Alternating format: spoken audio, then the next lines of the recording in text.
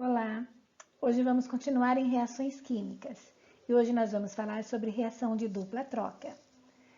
A reação de dupla troca é aquela onde nós temos como reagente substâncias compostas e como produto substâncias compostas também. Por exemplo, nos reagentes temos mostrando aqui AB, uma substância composta, CD, outra substância composta, dando AD e CD. Se você olhar na reação que eu coloquei abaixo, você vai ver que a minha prata, que é Ag, no início, está junto com o nitrato, NO3, e que no final da reação, o Ag, ele agora está junto com o cloro. Isso significa que ocorreu uma troca, ou seja, a prata ficou com o cloro e o nitrato ficou com o hidrogênio. Então, por isso que chama reação de dupla troca, certo? Então, olha, o cátion ficam fixos, tá vendo? Ó, os cátions ficam fixos e repara que são trocados os ânions. O B é trocado e vai para o C, ok? Quando que uma reação ocorre? Para você saber se uma reação de dupla troca vai ocorrer ou não, você vai ter que fazer essa dupla troca e olhar as respostas, olhar os produtos formados. Então, sempre vai ter no início duas substâncias compostas, você vai trocar os ânions e aí, depois que trocar os ânions, você vai verificar as duas substâncias. Se uma das substâncias formadas for a água, lembrando que a água pode ser formada no final assim, ó, HOH, certo? Então, a tua reação vai ocorrer, porque a água é uma substância menos ionizada, no caso, como exemplo de uma reação ácido-base. Então, se eu tiver uma reação onde eu tenho um ácido, começou com H, reagindo com uma base, terminando com OH, um dos produtos sempre será a água. Toda reação ácido e base vai ocorrer, porque a água, ela é uma substância menos ionizada que o ácido e a base. Então, formou água, já sabe que a tua reação vai sempre ocorrer, tá? Outro motivo de uma reação ocorrer. Uma reação ela ocorre se você formar um ácido ou uma base mais fraca que o início. Então, quer dizer que no reagente pode ter um ácido ou uma base, mas no produto, se existir um ácido ou uma base, ela terá que ser mais fraca do que tiver no início. Ou então, se formar um hidrácido volátil. Tudo bem? Não é junto com não. Ou se formar o HNO3. Vamos lembrar o que é um hidrácido. Hidrácido é todo ácido que não tenha oxigênio. Por exemplo, HF. HF é um ácido e não tem oxigênio, então ele é um hidrácido, logo ele é volátil, certo?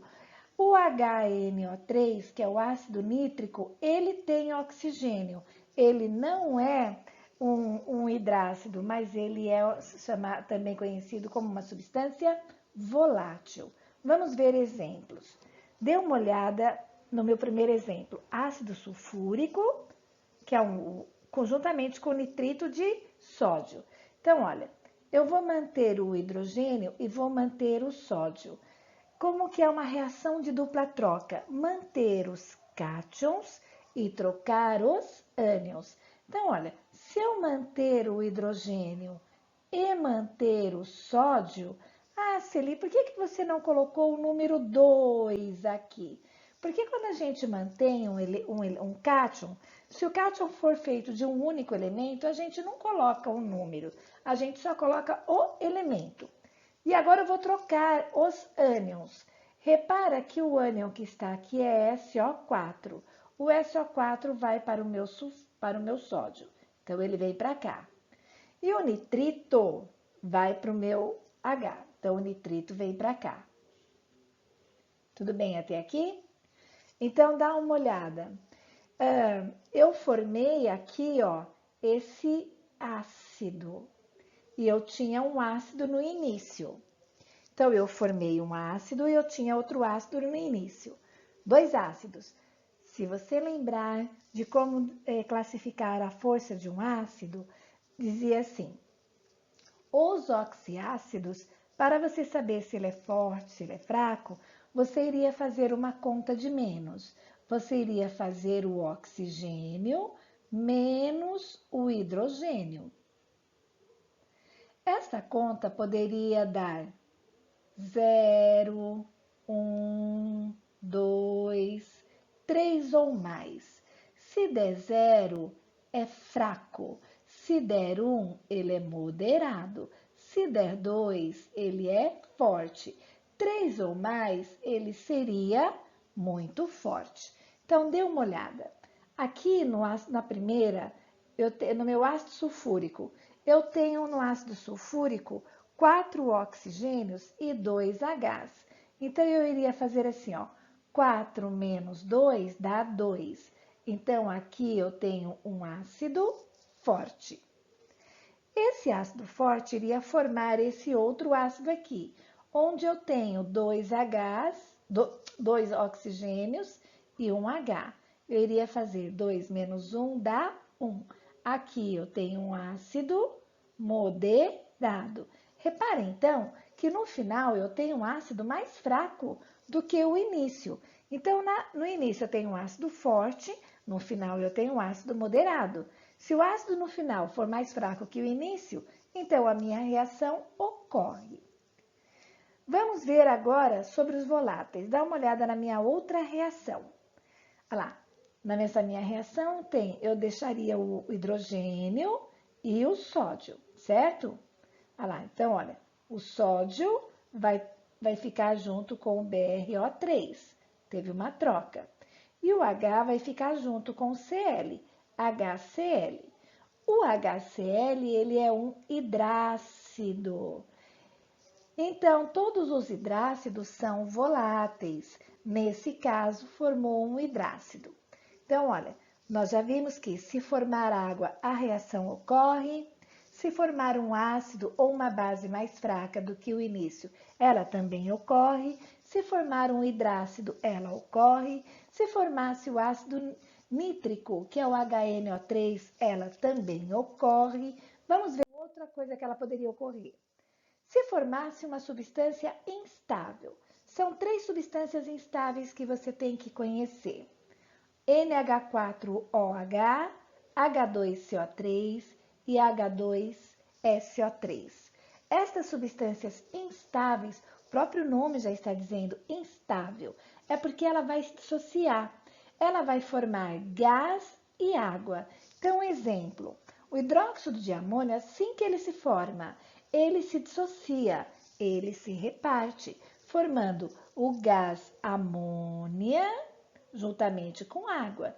Aí, se fosse o ácido carbônico, o que ele iria dissociar? Gás carbônico e água. Aí, se fosse o ácido sulfuroso, o que ele iria formar? Dióxido de enxofre e água. Esse daqui, ó, esse gás dióxido de enxofre, ele tem cheiro de ovo podre, tá? Então, essas 3 substâncias, assim que elas se formam, elas se dissociam. Então, elas se dissociam formando gás. Então, formou uma dessas 3 como produto, a tua reação vai ocorrer.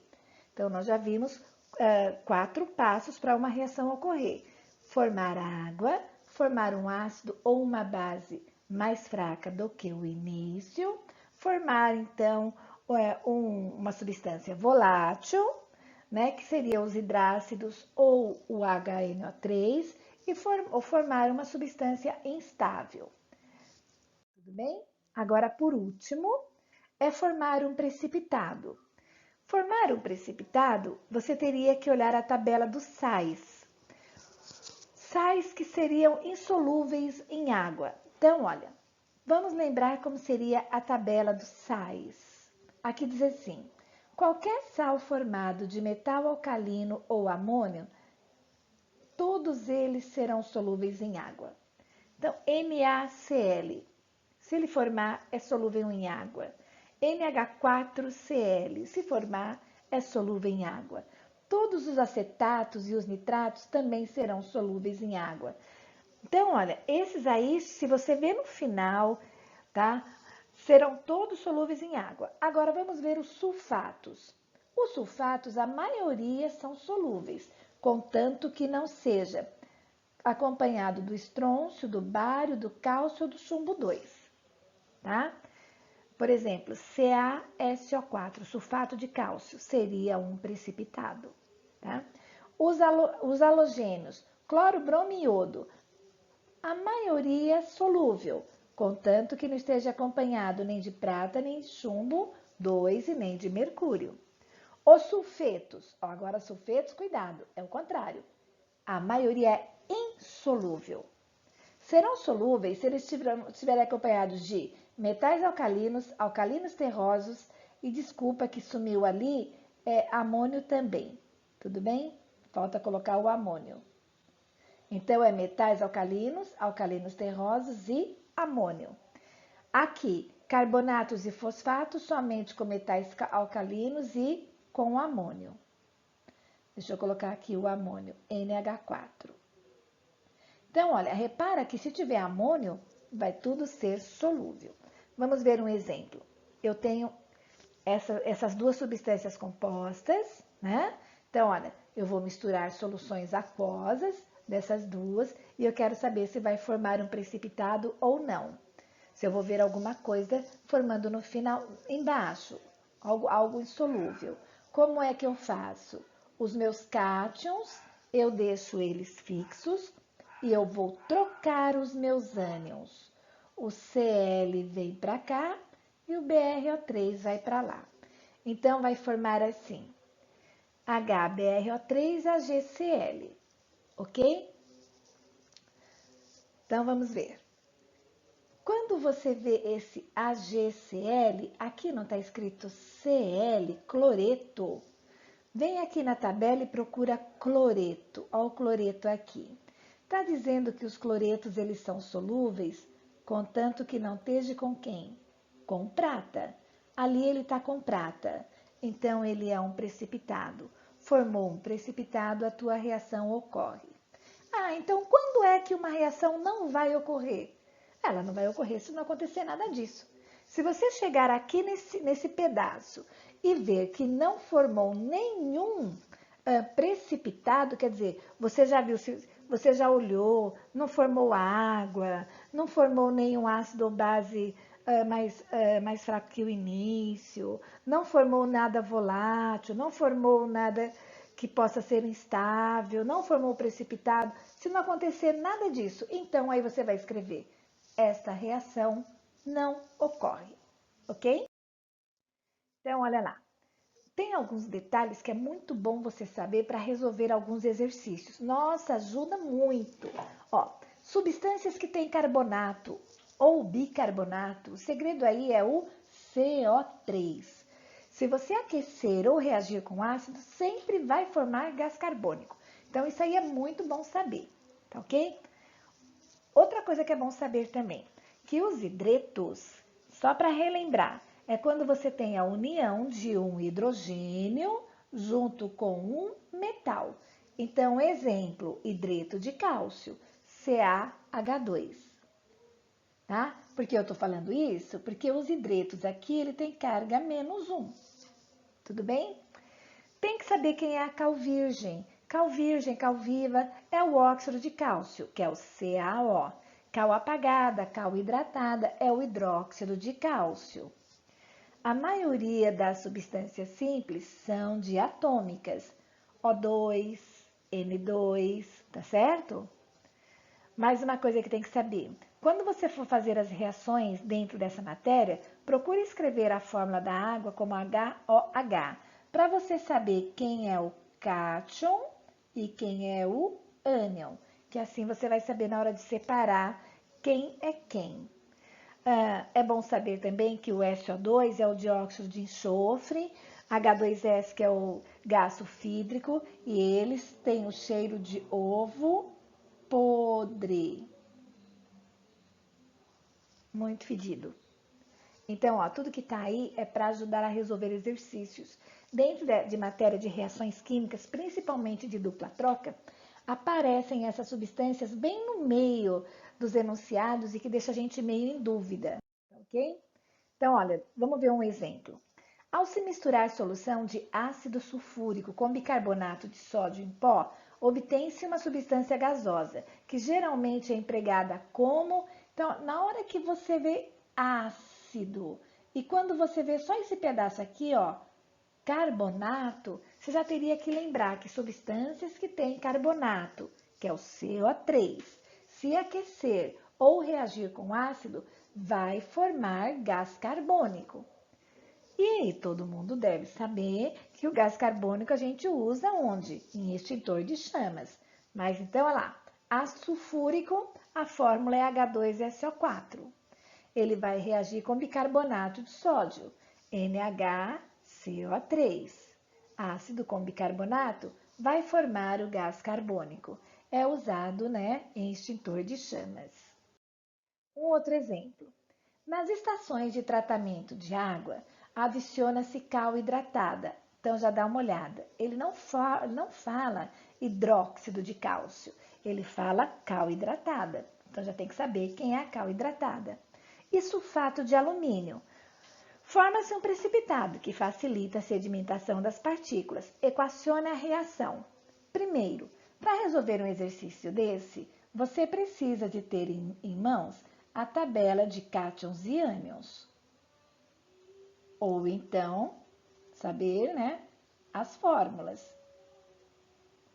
Bom, a cal hidratada é o CaOH2. Na tabela de cátions, o Ca é mais 2. Na tabela de ânions, o OH é menos 1. Bom, o sinal de mais e o sinal de menos e o número 1 some, mas esse número 2 desce. Como aqui nós temos duas letras maiúsculas, tem que abrir parênteses. Então, é CaOH2.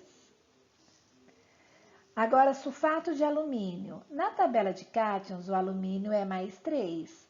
O sulfato é SO4 menos 2. Sinal de mais some, sinal de menos some. Nós temos o número 3 e o número 2. O número ímpar e o número par, que não dá para simplificar. Esses números vão descer trocados. 2 para um lado, 3 para um lado, 2 para o outro. Então, vai ficar assim. Al2, parênteses, SO4, 3. Então, agora nós temos a cal hidratada e nós temos o sulfato de alumínio, ok? Você vai fazer a reação deles dois.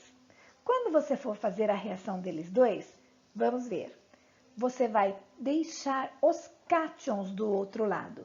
Então, por exemplo, quem você tem que deixar desse lado? O cálcio, que é esse cátion, e o alumínio, que é esse aqui. Aí, esse 2 não desce? Esse 2 que está aqui na fórmula, não? Não, porque esse 2 é o 2 do sulfato, tudo bem?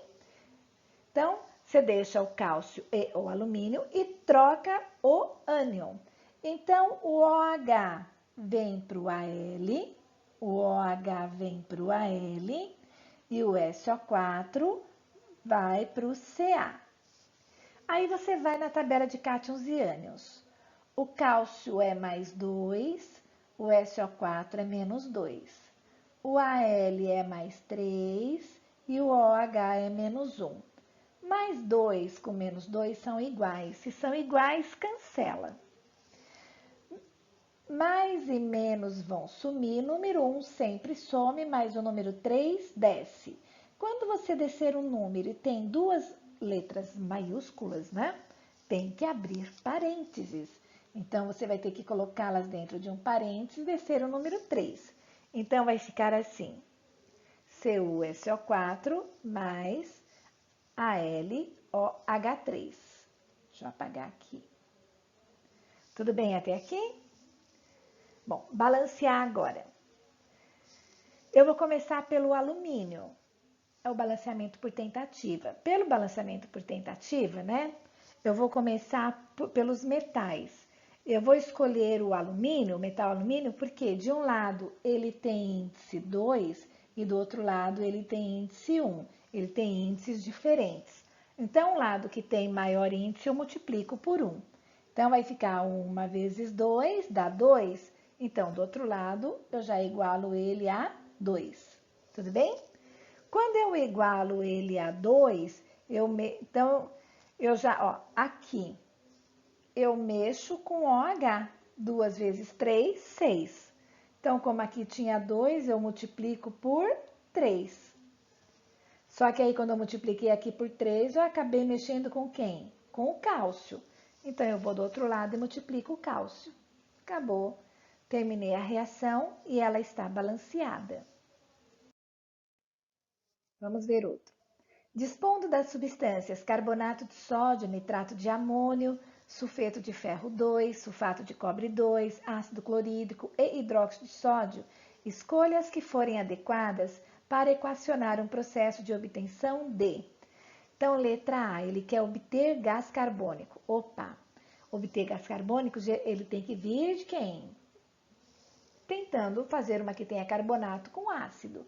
Então, olha aqui, ó, eu tenho carbonato de sódio aqui, ó, e ele pode reagir com ácido clorídrico, porque carbonato com ácido vai formar gás carbônico.